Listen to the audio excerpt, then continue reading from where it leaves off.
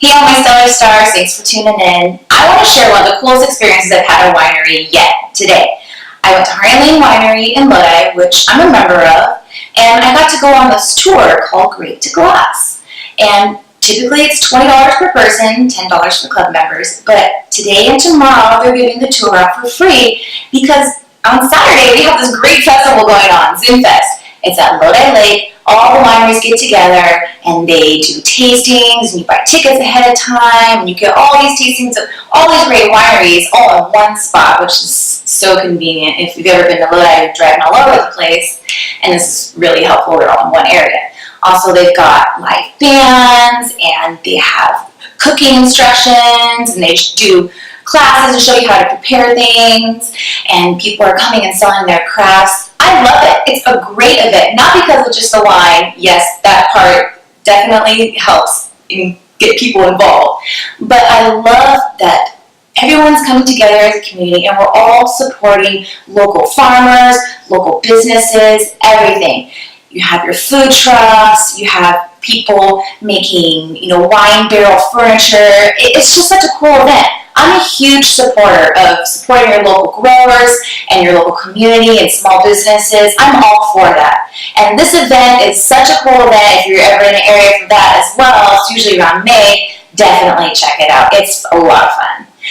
But I want to talk about this tour. I had to go on this tour with Concetta and Andy, and they are phenomenal. They talked all about the history of the winery and the family, the whole grounds of the whole vineyard and the tasting room.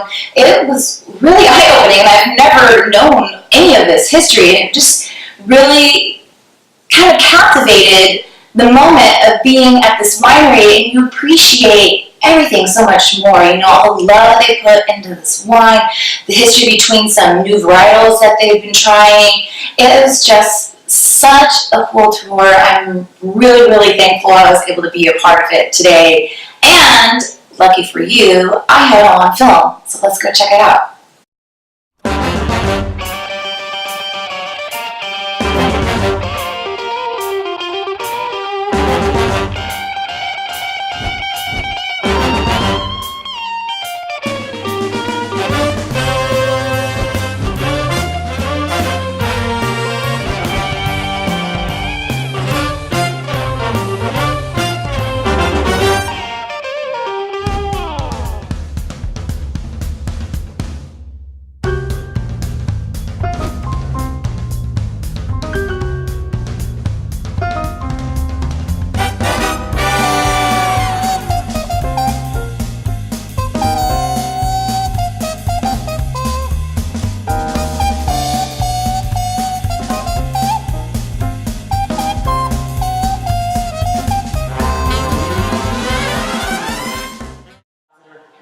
The weather, how that is kind of everything, determines kind of everything. So she actually became a physical therapist, and she did that for about 15 years.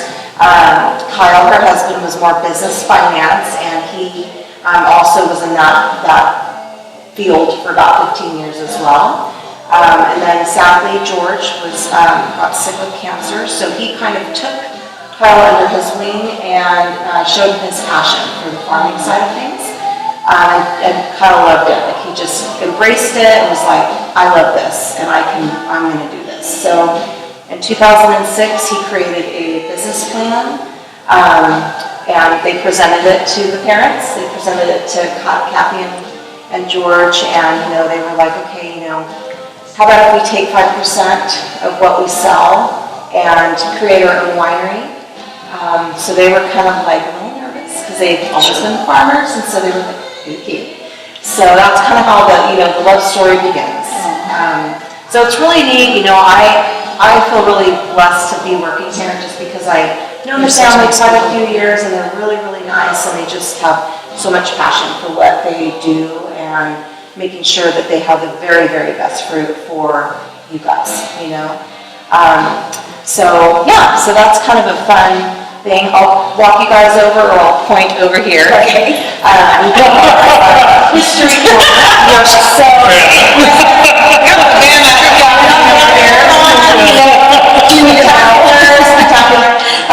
So we have it's George's journal, right?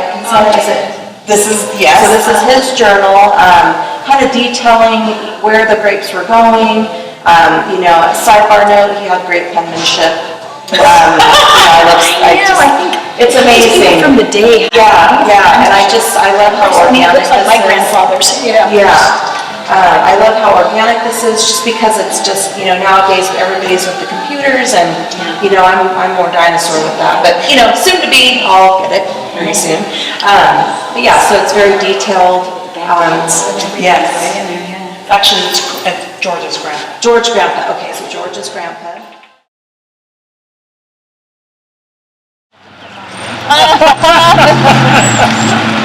Oh man, so this is what we call the forest. A lot of these trees are over 100 years old.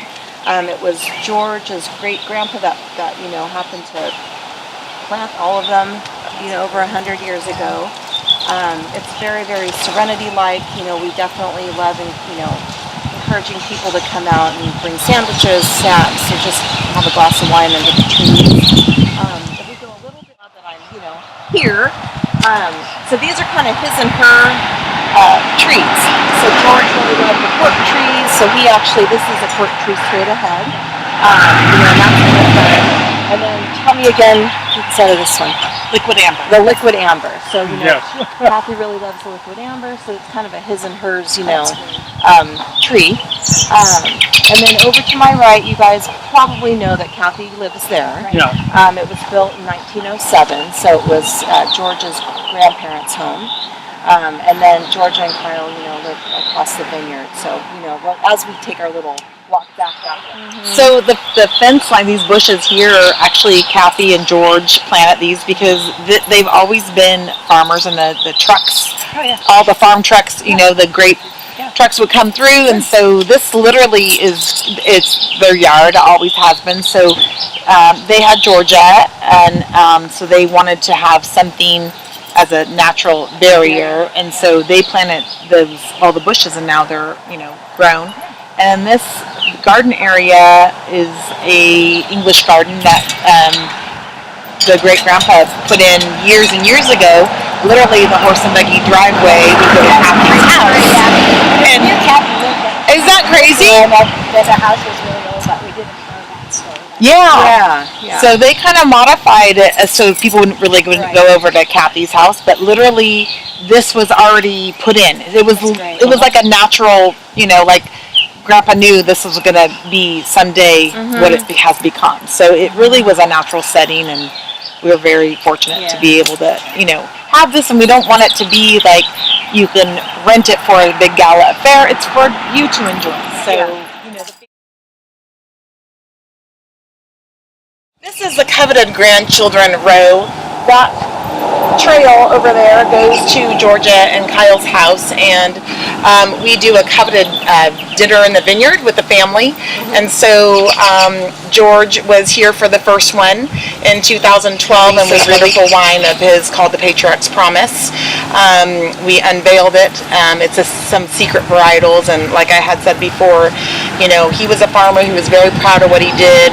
And so we have these vines on the property that are haven't been disclosed, but he remembered Grandpa making home wine from them, and so he kept bugging Chad, the winemaker, and Kyle, his son-in-law, and Georgia and Kathy to make this wine.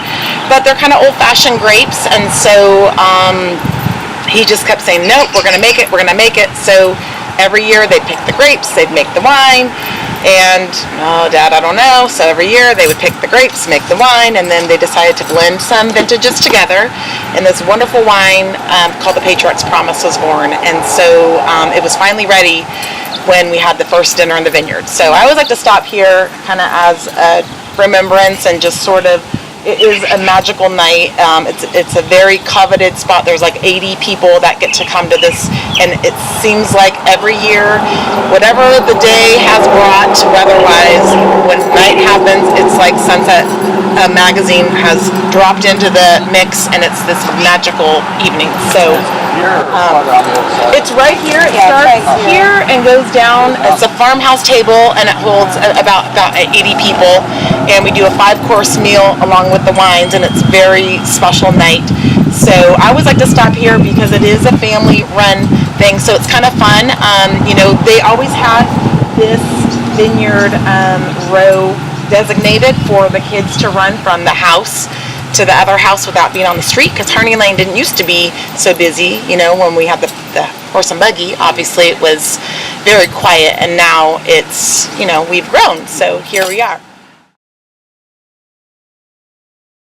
We have grapes, whereas, if we have cherries, a cherry orchard or something, of course you're going to need bees. But one of the great things, and grapes are pretty resilient. You'll see a grapevine grow on, like a hillside or something.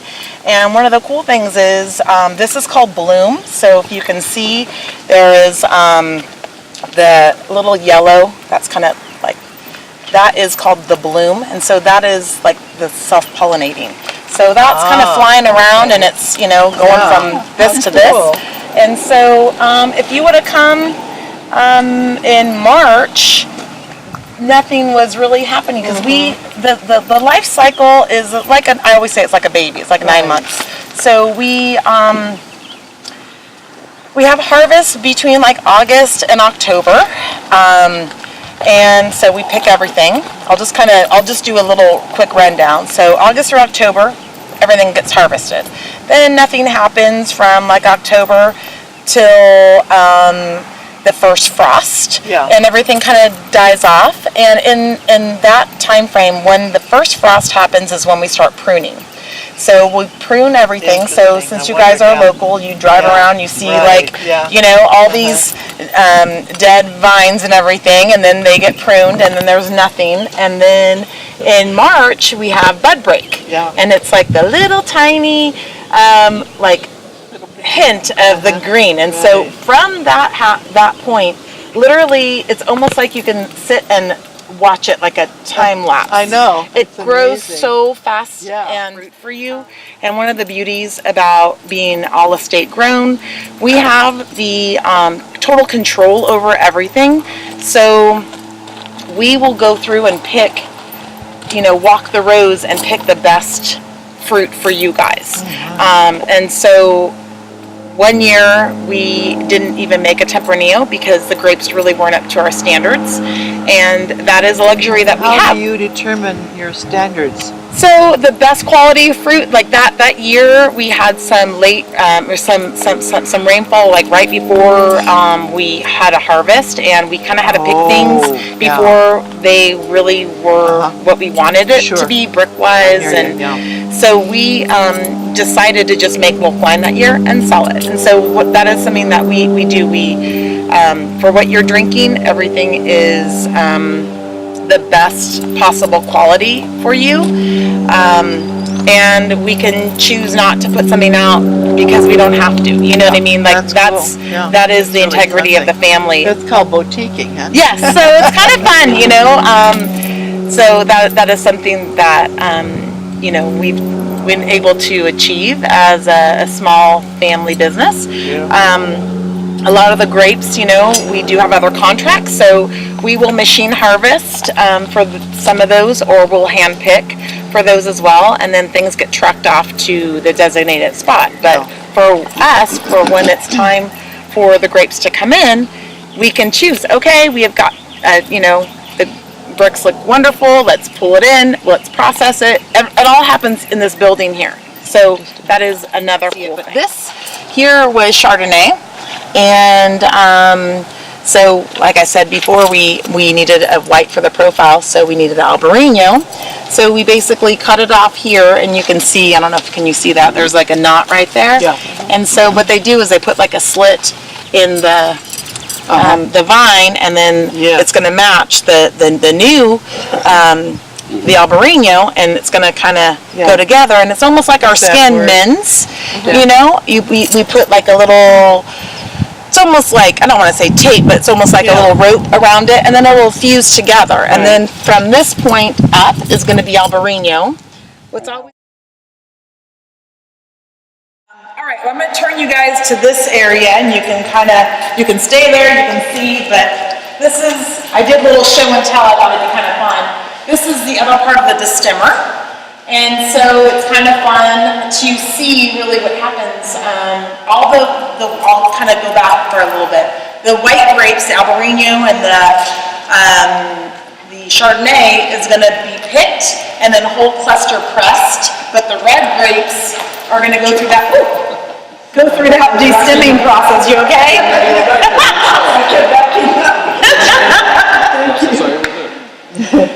All right, I'm gonna have to cut you guys off now pretty soon. I was president to see it. That's all right. So yeah, this is kind of fun. You can see, I can show you a little bit more. You can see, but it's kind of fun. The grapes, you know, I showed you they go in that hopper and sorting the grapes, and then this is going to turn one way, and the paddles are going to turn the other, and basically, really, it just takes the berries right off of the stem. And so this is kind of what you're going to see afterwards. So this is our older one, but the same idea. Okay, so a little bit different top part. When I'm sorting, this is actually me right here. I didn't point that out. This is from a couple of years ago, but I was playing one day. My daughter took that picture. But the half-ton bin has the grapes. They're going to get dumped in. We're going to sort them. Then they're going to go through this mechanism, and then out the side comes the stems, and then down below there's like a little like belts here you can kind of see, but another half-ton bin is right underneath there catching all the berries. So basically they're pretty whole. They're a good sized berry like this. And this picture actually we did we have a dry rosé that we made. This picture kind of displays that the dry rosé is a free run juice. Basically, we usually would hook up a hose to this sorting table. It's like really the free run juice. But before we used to use this here, and this is, you can kind of see the berries itself, which is kind of a neat thing. Sort of like I said before in the vineyard, the color of your beautiful glass right now comes from the skins. So if you open up a grape, it doesn't matter really if it's the Primitivo or the Albarino, inside is kind of like a green, almost like clear looking, like a lime green, I want to say. And the flesh inside is almost clear. So the whites are going to have that little yellowish white, but the reds, we're going to ferment them in the half-ton bins over here, and the skin is where the color comes from. The barrel. So the Albarino is in those stainless steel barrels up there. We use partly stainless, partly neutral oak to ferment them. And the Chardonnay that we make is 100% French oak. And so French oak. So they're going to live in the French oak barrels for their duration. And we typically will have them in the barrel for about 10 months. And then we have a mobile bottling truck that comes on property, and we're going to bottle twice a year. So we already bottled the Albarino, which you tasted earlier today. That was picked in August. It was bottled in March 4th we bottled, and then we released it just like 2 weeks ago. So that's how quickly the whites are.